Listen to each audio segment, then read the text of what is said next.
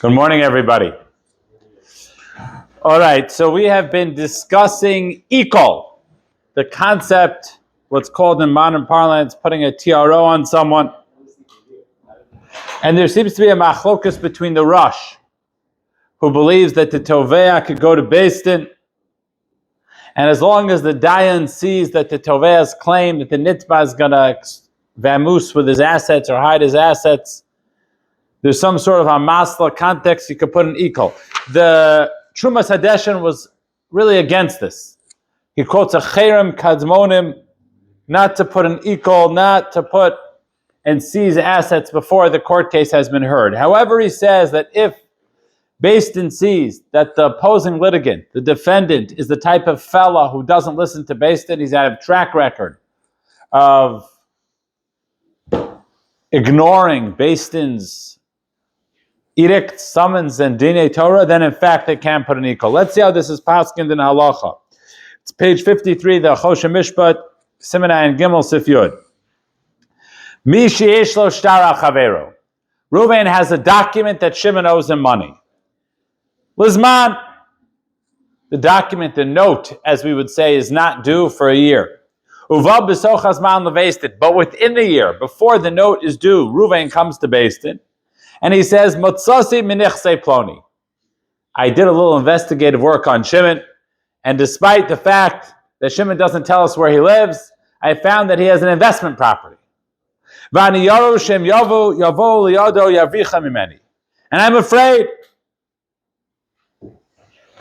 I'm afraid that if he gets a hold of this property or whatever it is, he's going to conceal it from me.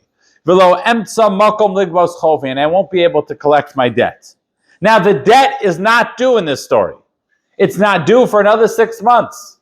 Nonetheless, Imroa Hadayan, the Mechaber Paskins like the Rosh, if the Dayan sees some sort of context that Enoch Hinami will have difficulty to collect his debt, mitzvah al Hadayan, use very nice lashon, it's a mitzvah on the Dayan la'akev hamamon, to withhold the money. The Dayan could seize the money ahead of time. Ad she'yagez marashtar, until the note is due, and then we'll see. If Shimon pays up the note, obviously he'll release the property back to Shimon. If Shimon doesn't pay the note, then he'll foreclose it to Reuven. Now here's another case. Another story. Reuven lends money, and the note is that Shimon only has to pay him back in a year's time. But 4 months into the term of the loan, the malveh, the lender, sees that the borrower is acting frivolous with his assets. He's all of a sudden buying all sorts of things, going on fancy vacations to Costa Rica. I'm sorry if any of you went to Costa Rica. He sees that the fellow is doing all sorts of frivolous activities. He's going out to eat in the 5 towns every single night. In Doma, exactly. Ve'en lo karka. And worse, this guy has no land. He has no house. He doesn't own his own house, or the bank owns it. Or he hears that the borrower is making plans to make aliyah. And the malveh goes to beis din before the note is due. That is the big chiddush here. And he says, beis din, I want you to seize these assets. I see this isn't going to a good place. The guy is making aliyah, seize his car. Yes, the answer is beis din listens. Now, the Ramah doesn't quite paskin like the Trumas Hadeshin, but he was sensitive to it. It is based off the Trumas Hadeshin.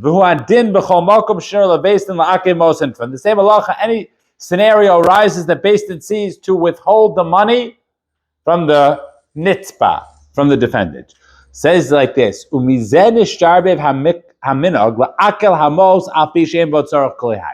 He recognizes that the minhag, that the custom arose to withhold money just willy-nilly, without a real reason. Just to withhold money, just to seize the love's assets, without any real reason that the malva feels that something's not something will go wrong.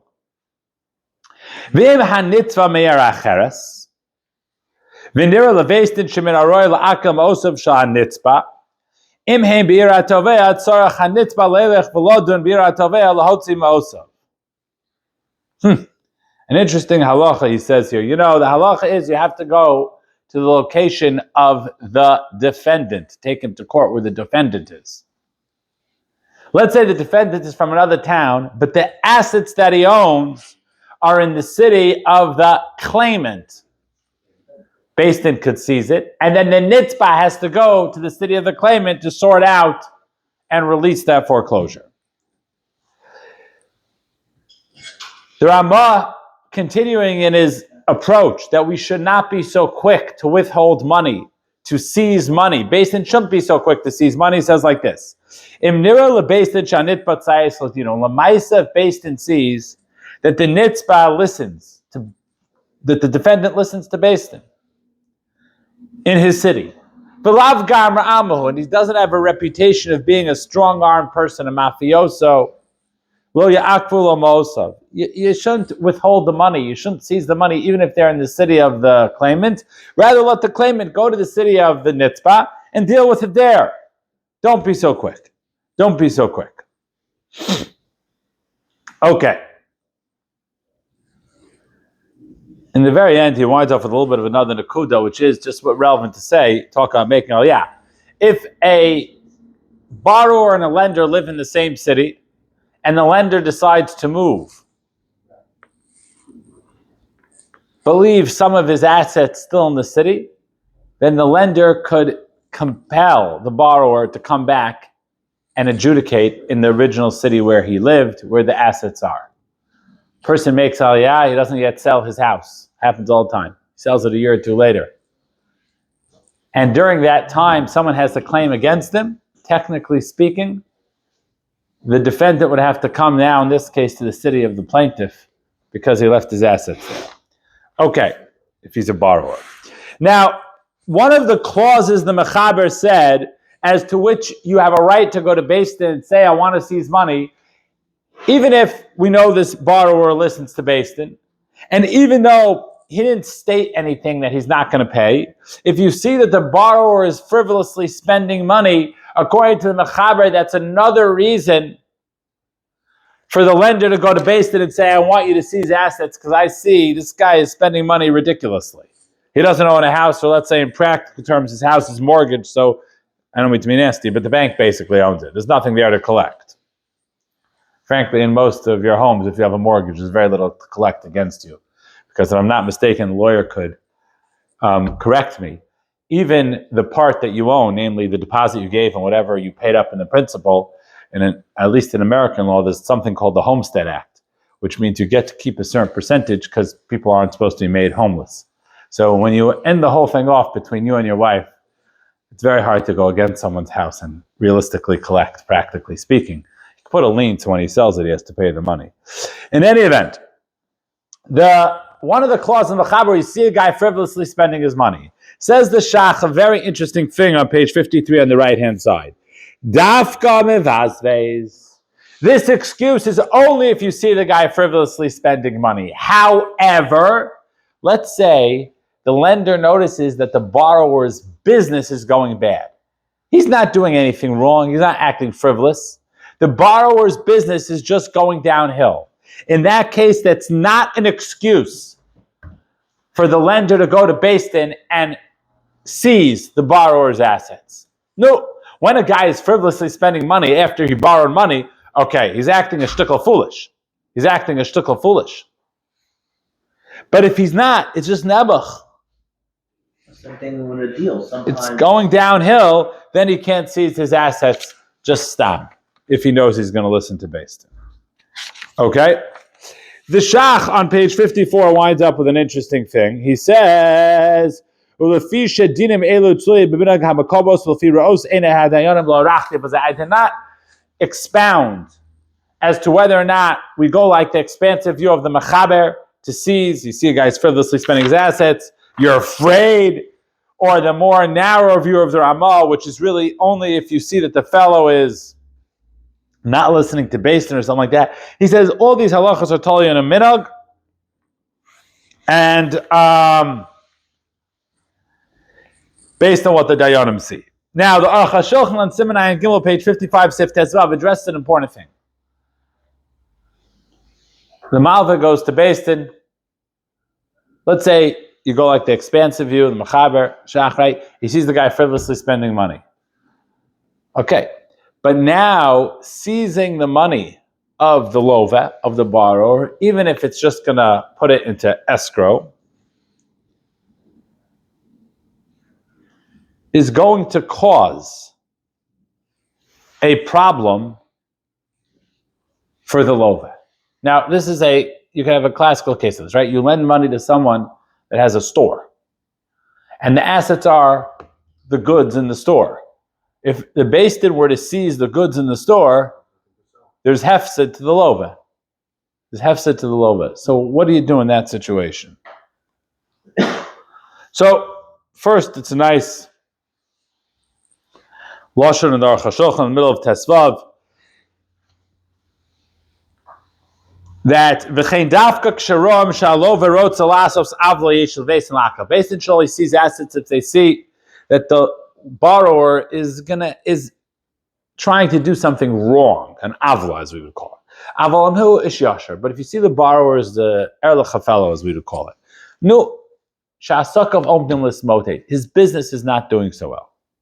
V'lo yelam elashayim, and you're taka afraid, genuinely so, that he's not going to be able to pay. Someone lends a huge amount of money today to someone in commercial real estate. Commercial real estate, from my understanding, is not doing so well. So they're taka afraid the guy won't be able to pay back. He had a whole plan. I'll sell the property, at a certain. No. Right, the underwriting from 3-4 years. Nonetheless, ein lebeis din lasos ikol. Beis din should not withhold the money before the time. The guy's an erlich guy. He's going to try to come up with the money. But after the time the loan passes, then ein achinami beis din could withhold it. Now let's go. Now let's say this: V'gam zeh shama osov shalalova os charosov biyado eno yochol lehadchos es atzmo min ha'ikol im lo shemare hefsed boror she'oz eno mechuyev lahafsed b'shvil chavero. He says like this: if the money of the borrower or his goods are in his hand, he can't push himself away from the ikol when it's a justified ikol, except if the borrower shows a clear loss that's going to come about because of the ikol. He has to show a clear loss. The way it's paskined in modern halacha is a shtickle difference. Okay, on page 56. Im nigram nezek al yedei ikol ena ma'akal chayav l'shamayim. So aleph. If property is seized from the lender under justified terms under beis din, from the borrower under justified terms from the beis din, and now actual damage is done to the borrower. And damage could be done just because money is now locked up, right? A bank account is seized, it's locked up. The borrower can't do that which he wants to do. Marshall, you can have a very simple case, right? If assets are locked up, the borrower has to marry off a child, and now he has to borrow money with interest. He had the money there, but it got locked up. So there's hefsid, there's nezek, there's damages. Sometimes it could even be worse. The ma'akel is never chayav l'shamayim. Under all circumstances, the guy who put on the TRO is not chayav to pay for a very simple reason. This is the classical case of what? Of grama, of causation. In nezek, there's no causation. As I always say the example, I see a burglar coming to your house and I snip the wires for the alarm system. I'm chayav to pay for your damaged alarm system. I'm not chayav to pay for the burglary. Why? It's causation. It's causation. It doesn't mean you're not chayav b'dei shamayim. Avada you are.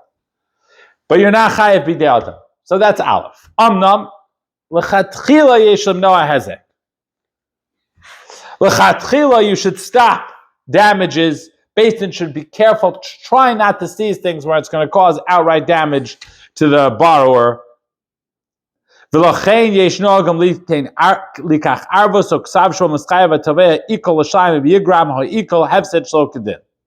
And therefore, sometimes we have an approach to take a guarantorship from the lender that he will reimburse the borrower if there's any damages that evolve from the seizing of his assets. So you should know in federal law. Okay. So when you want a preliminary injunction, yes, you have to put up a bond with the plaintiff. The plaintiff to put up for this purpose. Or any damages that may occur if it's reversed.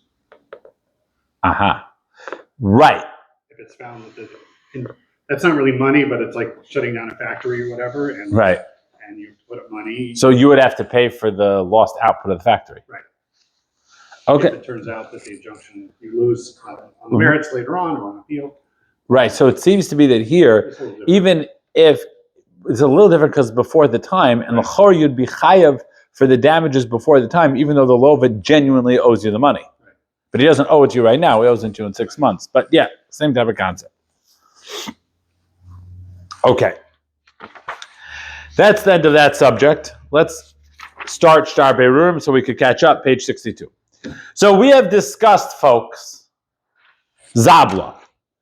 And that is the reality of many Dinei Torah today. Just to quickly review, Zabla is, and basically we pass that anybody has the right, when they're taken to beis din, to declare Zabla, which means I will pick one judge, you'll pick another judge, and the two judges will pick a third judge. We talked about different approaches or misunderstandings, perhaps, of Rashi as to how far the Dayan is supposed to go to represent his side, the person who picked him, and L'chora, basically, the Rush says you got to say the emes. You can't twist things just to argue a case. We discussed this approach that it's become very, very abused, this entire system. Okay. There's another situation has to be discussed with Zabla. When is there, as we call it, backsies? You pick a Dayan, and now you say, nah, I don't want that Dayan, I want another Dayan. Okay? Now, obviously, you could use this as a mechanism to delay the case forever, right? Sometimes people fire their lawyers for the same reason, correct? Or you could use this till you hit the jackpot and find the Dayan that you think will hear your perspective more than anybody else. So what's the halacha? So this is, and then there's another nakuda over here, which is how do you lock, so to speak, a person into this Dayan? So if you look in the Rif, he's quoting the Gemara and the Mishnah. Okay, whatever. Ein kosvin on page 62. I don't know why they did it. I guess it's the Mukhi Yosef. Ein kosvin shtari berurin v'chomaise beistin al midah shneim. You write what's called a shtari berurin, a shtar of choice, with the knowledge of both the malva and the lova, and they both have to give the schar, they both have to pay the money. Obviously, who pays the money today is a little bit not as crucial, perhaps, in some cases, but in those days, it was expensive to write a document. Here, you just print out a shtari berurin. Although, if you have to have lawyers look it over, then obviously it would be expensive. Now, the Rif brings down the Gemara there. What's shtari berurin? Zeb bar lo echad, zeb bar lo echad. It's a shtar that fixes. I picked my judge, you picked your judge, we're not going back on this. Another approach of Shtari Beirurin is that beis din writes down the arguments you say in front of court, so you can't go and rework them after you see it's not going your way. Okay? Now, who cares? What's so important about Shtari Beirurin? So the Mukhi Yosef says, because once the shtar is written, you can't go back on it. So if I pick one person as a judge, the opposing party picks another person as a judge, and we haven't yet signed a shtar berurin, I could change. I could change. Even if those two judges had picked a third judge, they wasted time. Okay, they wasted time, but I could change. Once we get to this point of shtar berurin, then there's no changing. And this is how it's codified in Shulchan Aruch, page 64, Siman Yud Gimel Alach Beis, and then we'll stop. Siv Beis. Kosvin ploni bearer ploni upara bleis ploni. We write in a shtar berurin, Ruvain litigant number 1, pick that Dayan, Shimon litigant number 2 with that. V'chol zman shlo kosvin chom lachsam. As long as you don't write it, you can go back. Umisha kosvu, once they write it, ein yechom lachsam, they can't go back, and therefore they write bidah shnehem. Now the Ramah gives another approach as to how you can lock in a litigant to his Dayan, and that's with a good old kinyan. If the litigant accepts a handkerchief and in return agrees that this Dayan is going to be his Dayan in return for accepting a handkerchief, then the Dayan is locked in. Then the Ramah says another approach. Even if you don't write a shtar berurin, but once beis din convenes and you state your claims, that's it. You cannot go back. You got a beis din there. Zeh. Okay? He says, even in a place where they don't normally write Shtari Burim, Mishatanu B'fam, once they make an argument, Ein Yachol Lachzor L'Kol you can't go back according to oral approaches. Lamaisa, we write a Shtari Burim because we don't want Dayanim and human beings to be driven crazy by people swapping out, and we're going to get to that. Amir Hashem on Tuesday. Everybody should have a wonderful day.